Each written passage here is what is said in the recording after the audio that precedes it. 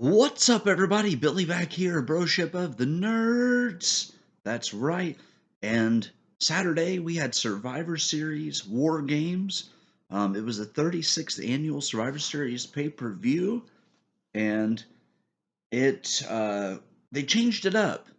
They didn't do the Raw versus SmackDown thing for brand supremacy, which that was getting kind of old and stale.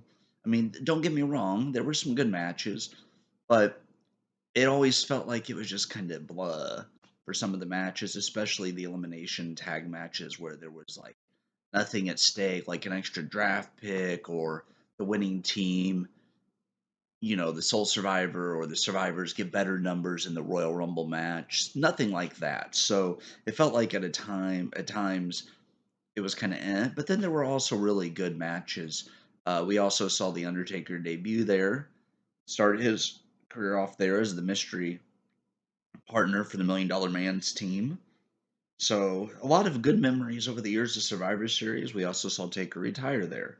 Here are the results, and I'm going to review each match.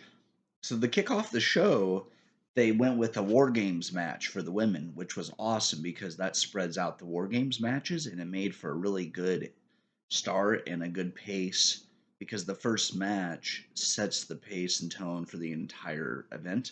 So, opening up, we have Bianca Belair, Alexa Bliss, Asuka, Mia Yim, and Becky Lynch. Her return, pretty cool. Against Damage Control, which is Bailey, Dakota Kai, Io Sky, Nikki Cross, and Rhea Ripley. Now, to start out the match, they started out with Bianca Belair and Dakota Kai, which was great to see because you got to expose more fans to Dakota Kai. I'm biased; she's my favorite women's wrestler, and I really like Damage Control and this whole stable. So I picked Team Belair to win, but I really wanted to see Team Bailey win. But it was a very good match. It went almost 40 minutes, and it was really cool because it's kind of like the Royal Rumble where they come in 5 minutes for number three, and then I believe it was 3 minutes thereafter for everybody else. But it makes for a really fun matchup just because you don't know who's going to come in at what point, so it makes it really interesting. So this was a very good matchup. Bailey's team gets the win, which was really cool. Or not Bailey's team, I'm sorry. Bianca's team gets the win. I wanted Bailey's team to win, so that's why I'm saying that. So Bianca's team gets the win. There was a lot of hard-hitting moves. Io did some crazy stuff off the top once again. There was a move where they all kind of fell at once. There was also a part where, like, when all eight of them were in, each of them were on different turnbuckles. And they did like suplexes and stuff off the top rope. So that was a really cool spot there. Bianca, always top level, bringing it. Becky returning was big. This was a really fun way to bring her back because there's going to be probably some other big returns at Rumble. So it was cool to see them bring her back now because it adds momentum now to WWE, which Triple H, bravo to you. You're doing a great job running WWE. So this was a very fun match. A lot of great moves. Rhea's a beast. She, of course, brought her A game and kicked some butt. But it was really fun to see the heel team because you never know what Nikki Cross is going to do. And once again, Bailey, Dakota Kai, and Io Sky, great group with Damage Control. Um, this was a very fast-paced match, and then once everyone entered, it picked up more. We saw some table spots. We saw all kinds of weapons being brought in. So I'll give this a thumbs up. Great way to start the show. The next matchup was AJ Styles with Gallows and Anderson, or the OC, against Finn Balor with the Judgment Day. Damian Priest and Dominic Mysterio joined him. Now, this was match number 2. If you remember SummerSlam one year, they had to improvise, and Balor, as the Demon King, defeated AJ Styles in that match. Well, in this one, it was really cool to see these two go at it. I could watch these guys every pay-per-view and not get bored because they have that much in-ring chemistry and talent. It was really cool to see Gallows and Anderson, Dominic, and Damian Priest leave the ringside and fight into the arena. That way, there was like no interference in the ending result. So at that point, the match picked up. AJ and Balor both going back and forth, and AJ does get the win, evening up the series 1-1. This was a very fun match, and I look forward to seeing these guys work together one more time. Both main event level athletes, both bringing their A game here. Another thumbs up by WWE. Great match here. Way to break up the WarGames matches, so we had other matches in between. Our third match was Ronda Rousey with Shayna Baszler against Shotzi, and this was a singles match for the WWE SmackDown Women's Championship.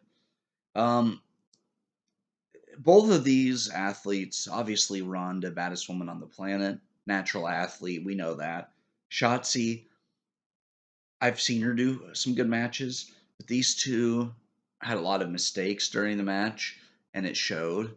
I don't know if they just didn't have very good chemistry or if they just haven't worked together enough. Ronda wins, which I called that one, and I also called AJ winning. I only had one match wrong on this whole card, but it was still a fun show. This was the weakest match on the card, not because they're not talented, but I felt like it was very clunky at times. But I look forward to seeing more of these two in the future. I think they have a lot of talent, and I think they just might need different opponents. It was a fun match at some points. Like they did some crazy jumps and stuff, but I just felt like the mistakes took away from it. So I'm going to give this one. I'm not going to give it a thumbs down. I'm going to say in the middle. It wasn't the worst match I've ever seen, but it wasn't the best match. So I'm going to say here. I don't do like A, B, C, D, F. I do thumbs up, thumbs down, middle.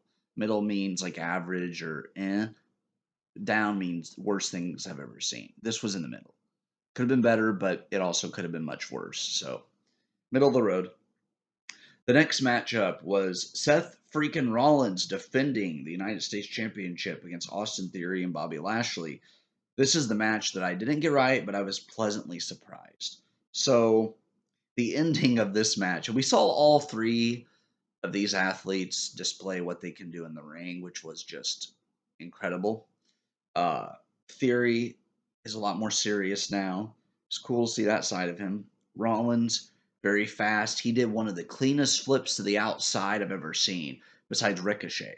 He did this flip on this side of the if you're facing this way towards the fans, he dived this side and landed right on his feet. It was so good. And then Bobby Lashley, just a beast. And you can see where he had that surgery, that scar. And I'm like, oh, this guy is tough, though, to be able to come back from what he's gone through injury wise. Uh, he's a beast. And he showed that. At one point, he was putting the hurt lock on both men at once. And that was pretty epic to see. So this match was back and forth at any point, and you could have made a case for any of these three winning. That's why I liked about the match. It was unpredictable. I thought Rollins would retain, but what happened was Lashley hit a spear. Or wait, hold on. Let me get this right. I believe Lashley hit a spear on Rollins, and then Theory fell on top of him. Yeah, then Theory got the pin 1, 2, 3. But Theory with the win, and I'm very happy to see this. He's very talented, very athletic. Losing the Money in the Bank wasn't the best thing, but I'm glad they at least gave him something. This is his second time getting the United States Championship, and I just think this guy has so much in-ring talent. Whenever I saw him in NXT, I'm like, this right here is going to be a main event player. So right now, he's mid card, but I see him elevating his status over the years with more experience, more time, very athletic. I like him more with this character. I didn't like the whole selfie gimmick. This is going really well. So it was exciting to see him win. And the fans' reaction was just priceless. They're like, oh my God, really? And that's what I think was awesome about it. The main event, there's a backstory to this. It was the Bloodline against the Brawling Brutes, Drew McIntyre and Kevin Owens. This match went 38 and a half minutes, and there was a story leading up to this that Owens had talked to Zayn and told him you should turn on the Bloodline before they turn on you. So there was a question as to who would Sami Zayn go with, and it was going to come down to what Sami Zayn was going to do. And at one point, it was a 2-on-1 with Jey Uso going up against 2 members of the Brawling Brutes team. And instead of sending in Jimmy Uso, Roman sends in Zayn because those two have the biggest amount of differences. This was really good storytelling because we got to see Heyman sitting there with Roman backstage, Roman talking to Sammy early in the show, and it was a recurring thing that added to the value of the show. It wasn't overdone, it wasn't unwelcome. Roman Reigns, obviously, the top of the chart right now, top of the game. And so we got to see this match. They were back and forth, but in the end, Kevin standing there. Kevin hits a stunner on Roman. Referee's about to count to 3, which would be Roman's first pin loss in a long time. I know he's been champion over 800 days, but Sammy caught the ref's arm to stop the pinfall, and then he nailed Owens with a low blow, given a splash from Uso, leading to the victory. And the Bloodline wins. And finally, Jay and Sammy hug it out, put aside their differences, and I think now Sammy has earned the trust of Jay. Very good storytelling without making it overly complicated. Uh, the Bloodline wins. Having War Games felt fresh.